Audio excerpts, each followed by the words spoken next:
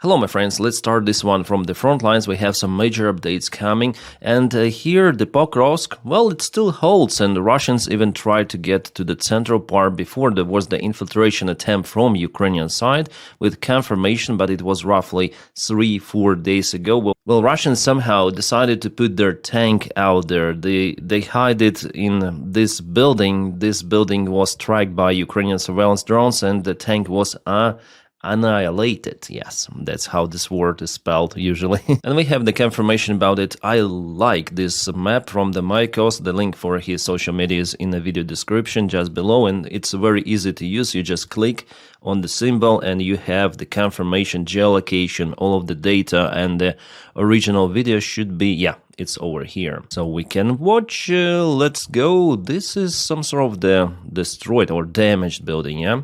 Now drone operators go inside. The first attempt was a failure. The drone hit some of the construction, but the next one, it shows definitely freaking Russian tank in Pokrovsk. It is crazy. I wonder what was the reason to put it out there. And of course, Ukraine used absolutely everything to target this position. Multiple of the drones, they hit this place. Not just the tank was there, but also some certain pickup. I'm not sure whether it belongs to Russia or not. The job was performed by 68th Ukrainian Brigade, and guys, I still have doubts like how Russians could do it. Maybe it's the Ukrainian tank that after all was left and Ukraine just didn't manage to take it out. Well, there are no signs on the tank, and as reported, it is a T-72 tank. Well, Ukraine also has T-72. Some of the partners supplied Ukraine with those, but usually it's T-64 tank. So whether it's a really 100% Russian tank, after all, it's hard to say, to be honest, but the job was performed by Ukrainian drone operators. If it is a Ukrainian tank, our guys just didn't want it to go to Russians. I just wonder how Russians potentially could do it to get to this place without being noticed before by Ukrainian surveillance drones. Maybe also bad weather conditions, poor visibility, who knows, so it could be Russian tank. I more lean to that version after all. And now let's go to the deep state military map. We have the update. Russians moved from Promen and they expanded the gray area. I already see it. So let's go yesterday and today. And here, because there is the confirmation of this tank operation or anti-tank operation, there is this advancement of the area. Actually, no Russian infantry is spotted here, just maybe the tank. And from the Promen, yes, Russia moved forward. It was confirmed. Well, I'm still surprised that Ukraine is holding the ground that long in Mirnograd, in Pokrovsk, and still there is the bottleneck that exists. However, it is under the constant Russian fire. They concentrate their artillery, their drone fire on this place, so it's very hard to supply something to Mirnograd. It's very hard to move the forces out as well. And if we check out this crossroad important for evacuation, yes, Ukraine is still capable to withdraw the forces, but with losses. And let me show you this video that was filmed there just for understanding what is happening and why the main losses in Pokrovsk and Mirnograd are happening on the way in and on the way out. So there is the video. Ukrainian vehicles, they are being damaged, lots of the trucks, lots of everything. All of that was lost for the last few weeks. Some of the BMPs, MRAPs, all sort of the vehicles. Well, this one looks pretty much okay, I would say, but will be finished kind of soon. Most of the vehicles are Western made, so clearly, guys, it's the mistake of the Ukrainian military command that it was holding the forces for such a long time. It actually reminds me of the counteroffensive of Ukraine of 2023. Then there was the concentration of the armored vehicles at a very specific spot. Russians aimed to it with the drones. The defense was organized by the General Popov, who is now in the Russian prison. Pretty much successful, and now similar stuff we see on this picture. Yeah, and this one is smoking. It means that it is a fresh strike. That's why volunteers, Ukrainian military officers, are calling for reforms in the Ukrainian army. Because if command allows it to happen, it means that it is not competent. It is not normal. Those losses should have never ever happened. Together with the losses in Mirnograd itself, because there were at least two of the occasions, then Ukrainian soldiers were imprisoned and flatlined by Russians. And yeah, if we zoom out this image, like here, you can see that there are many more of the vehicles. This crossroad, it is no-go. Well, we have some of the fresh news that Zelensky instructed the military to reconsider manning brigades because still there are new brigades created and the existing ones have sometimes 20-30% of the equipment and the man-force, which is, I would say, is not a case of the same stuff is happening since 2022 even. So President Zelensky instructed to review the distribution of the personnel between the brigades. He said his report after meeting of the Supreme Commander-in-Chief Staff on November 26. According to him, after his trip to the front, he received many requests from military, including a fair distribution of soldiers between brigades. So finally, he obtained some of the, well, I think he knew about this problem before, but behind Syrsky, he obtained more information about the critical situation with the Ukrainian brigades. And it's just the one thing that should be reformed. We're speaking about entire military command that mainly should be changed, let's say, with a general commander as well. It's my opinion, but it is also the opinion of majority of people in Ukraine and soldiers and officers and volunteers. Yeah. Because our guys are in a very serious situation there in Mirnograd, and it's not getting better, my friends. That limited counteroffensive, it is already gone, you know. That happened roughly 3 days ago. Now Russia again has the advantage. They're moving forward, as I showed you, and they disturb Ukrainian supplies. So the only way is to move out the forces, which should have been done freaking long time ago. All of the defense lines should have been built a long time ago, and yeah, this general strategy is simply not working well. But Ukrainian heroes, Ukrainian soldiers, they continue still to defend Ukraine no matter what. From the Pokrovsk, let's go to the northern area where Russians were spotted on the way to Vladimirivka. Let me show you one of the videos. It seems like I have it. Right, from Mirnograd, Pokrovsk, let's go to the Dobropilya direction. Here, Russians were spotted on the way to Vladimirivka and Shahove. Now, it's their main goal once again to advance to Zoloty Kolodets, actually. Yeah, Russia has two of the aims in this small area. Yeah, here they go, the group of Russians, they were not even hiding actually, and I cannot show you this video fully because there are lots of the Russians who probably went the same way but were less successful compared to this group. They're just somehow relaxing on the ground. They don't want to move somehow, but those are still moving. The video is fresh and it was filmed in Novotoretsky, yeah. Really on the way to Vladimirivka. Vladimirivka is partially occupied by Russians. Here it is on this map, a little behind the front lines, and Russians continue to infiltrate Vladimirivka and this entire area, but Ukraine is using some of the drones. Maybe that Russian group is no more. Who knows, who knows? I'm waiting for more of the drone videos published from the front lines. And this video really shows the scale of the Russian losses, because every few meters their bodies lying. Yeah, it's crazy. Now Ukraine is actively using FP2 drones, long-range strikes, so those are the buildings which are taken by Russians in Pokrovsk. FP2 drones are larger than FP1 and capable to carry significant payload, around 100 kilograms. That's a lot. There are lots of the kabooms happening, so it's like a big FPV drone now, those FP2 drones. The drone operators control those very, very precisely, and here's some sort of the something here on the road, it's hard to say. It's sklad, so it's the ammunition storage. Nice. And the 3rd Army Corps was capable to kaput the Russian TOS Solntsepek system. And this weapon is really terrifying. There's almost no hide from it in the trenches. So just in maybe closed buildings you may hide from it, and still the shells, those thermobara shells, may reach even inside. But the biggest disadvantage for the Solntsepek that it has a very short range, so Ukrainian drone operators are capable to aim it Just like that, it is happening as usual out there on the front lines. Yeah, nice image here. Probably it will go on the thumbnail. Plus, also not far away from Mirnograd Pokrovsk, Ukraine hit a Grad system. This artillery has a longer range than Soltsepok. This is how it looks, and this is the specific video. There was the drone drop on this one. Phew!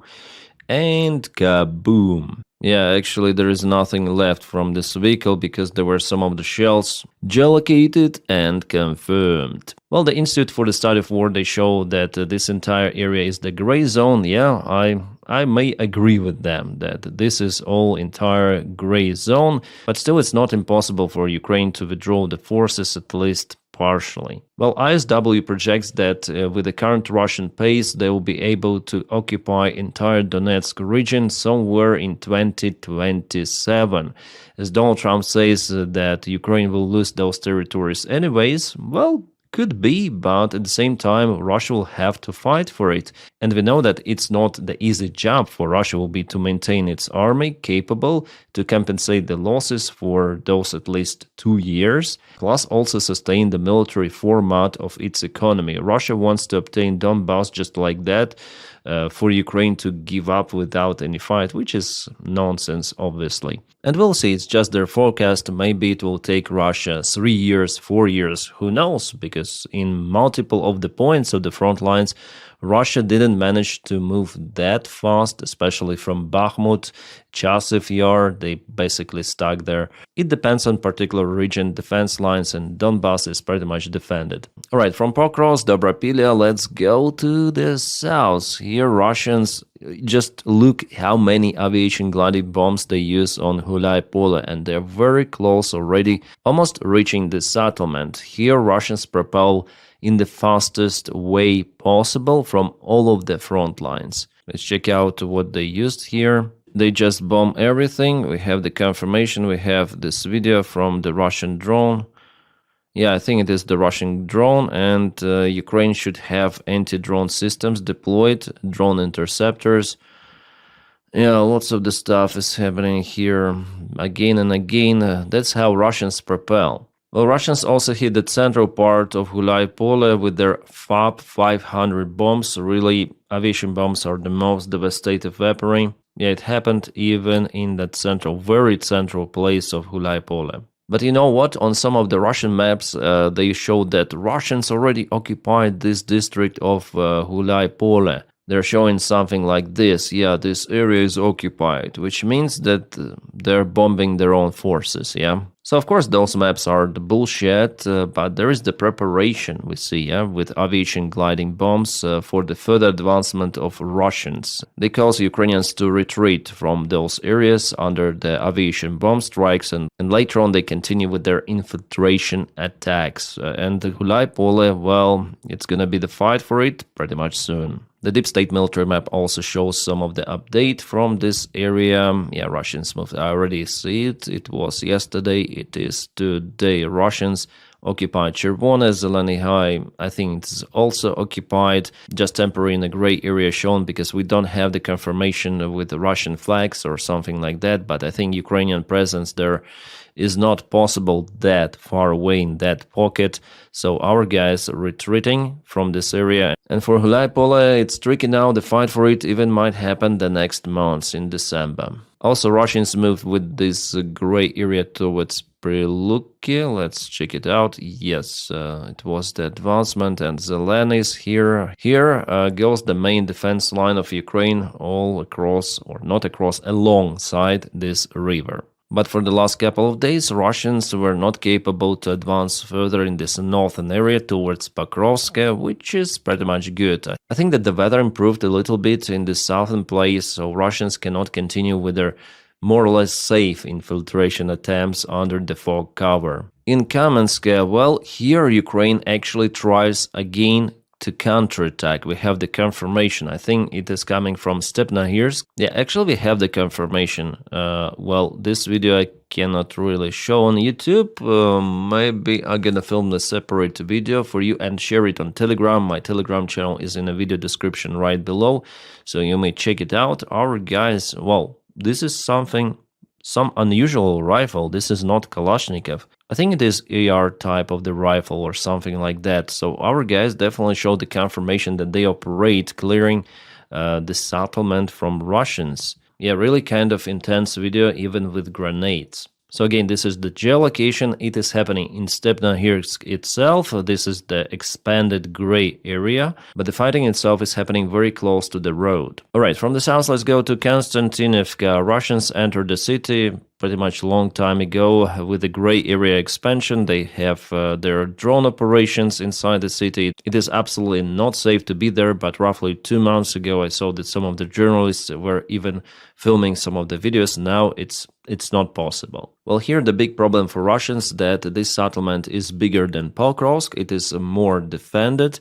and Russia has just a single attack vector. They still haven't managed to advance from Chasiv Yar even close to Konstantinivka. So their usual tactics, attacking from at least 2 of the sides, is not working as usual. Here is the big pocket, yeah, like this big, but still it's not enough to press Ukrainian supplies. Of course, Ukraine has multiple of the roads available to get to Konstantinivka or to rotate the forces out. Siversk, no any changes out there, the same as it was before. Russians entered Zvanivka, yeah, they entered it 4 days ago.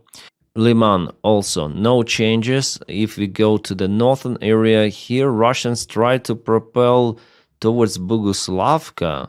Is it the Kharkiv region? I think it is a Kharkiv region. They're creating this some sort of the pocket here, Boguslavka, very close to the river of Oskil. Russians went with the infantry forces. No, even like that, full height, marching, or what? It's a rare picture nowadays, guys. They managed to get to the settlement as it's shown on the map, and later on Ukraine started to operate against those. Here we see, yeah, FPV drones hitting those positions, but some of them didn't even make it to the settlement. There were some of the drone drops, yep. Yeah, kind of the big presents were delivered. Christmas is still far away, but Ukraine has express delivery. Unexpectedly, it happened 1 month earlier.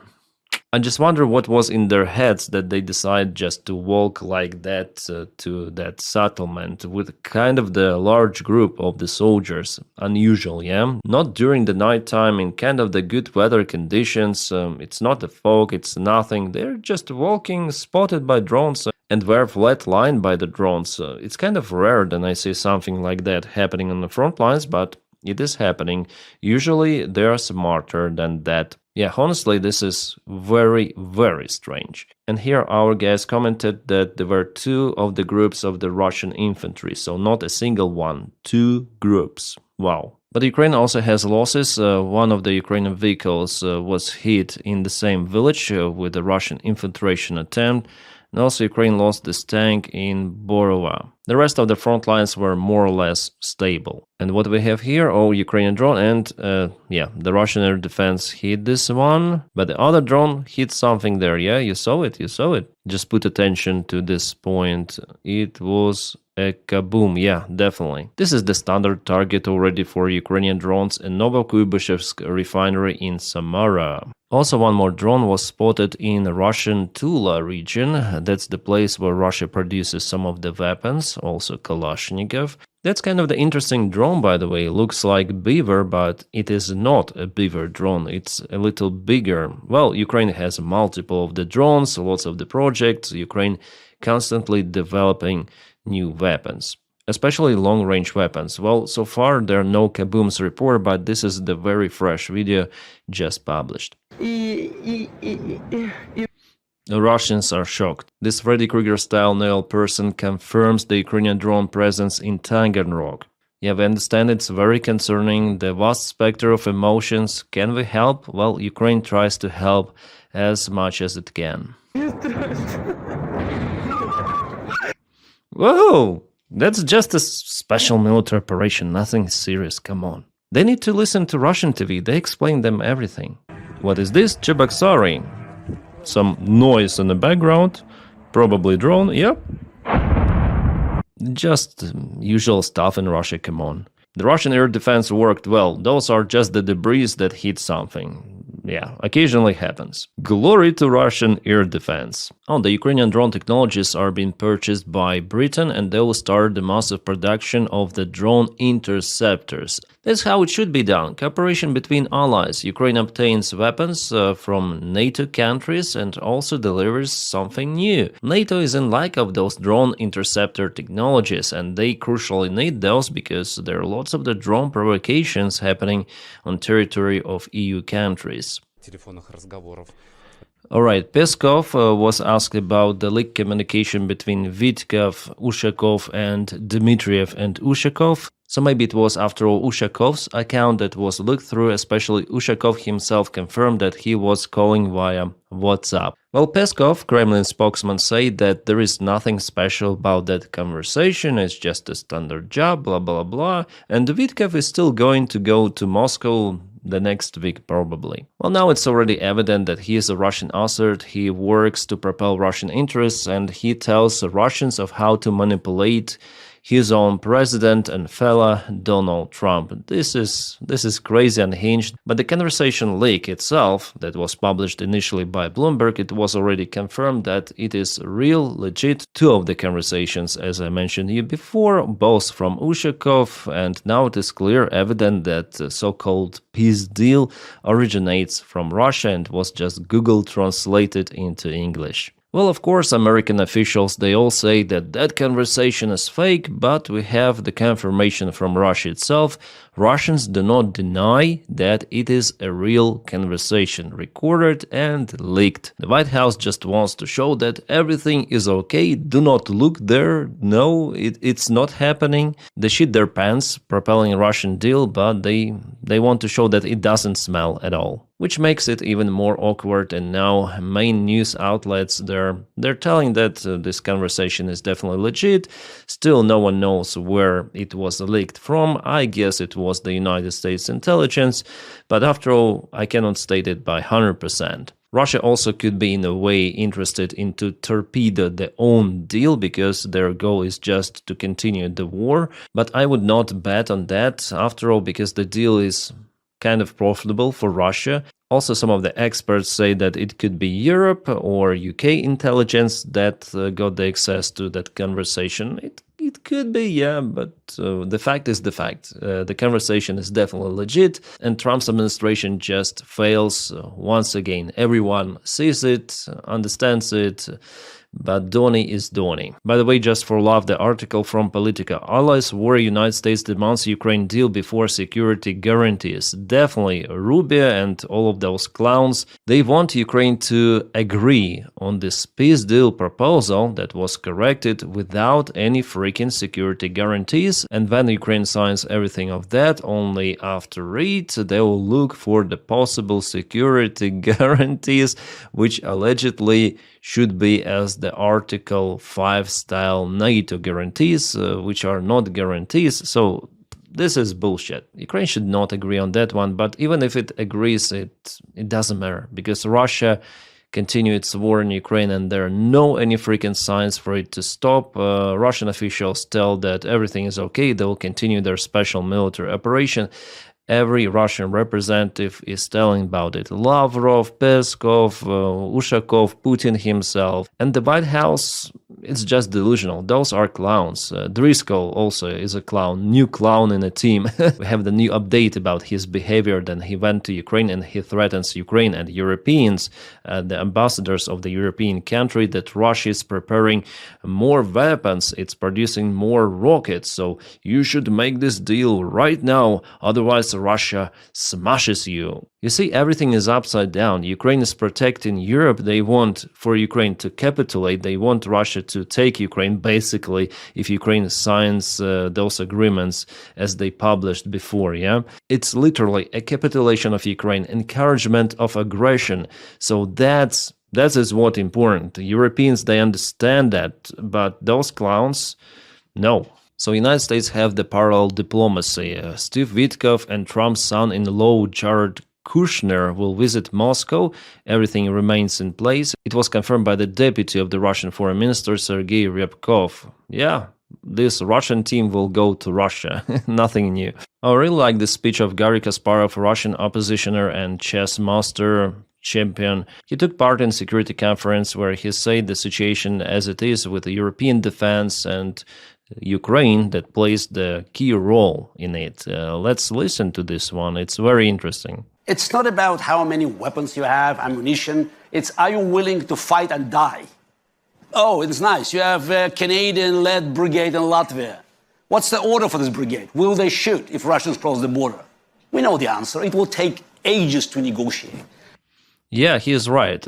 With the first statement, like you may have the advanced weapons and great quality of the weapons, but imagine for European countries to sustain losses, for example, of Ukraine or losses of Russia. Ukraine probably lost around 400,000 people, something close to that number. Russia, more than 1 million. So is Europe ready for this scale of the war nowadays? Then the value of the human life is skyrocketing? I don't think so. And he also mentioned this, for example, Canadian brigade, or it could be a German brigade placed in Baltics. Will they really engage in the fight in the first hours? Then it's the most important thing to do. Just a couple of weeks ago, there were the news published about NATO reforms that they are looking to expedite the reaction time for the deployment of the NATO forces into the Eastern Europe from freaking 45 days to 3 up to 5 days. There are lots of the logistics issues, and we understand that Russian army is more prepared for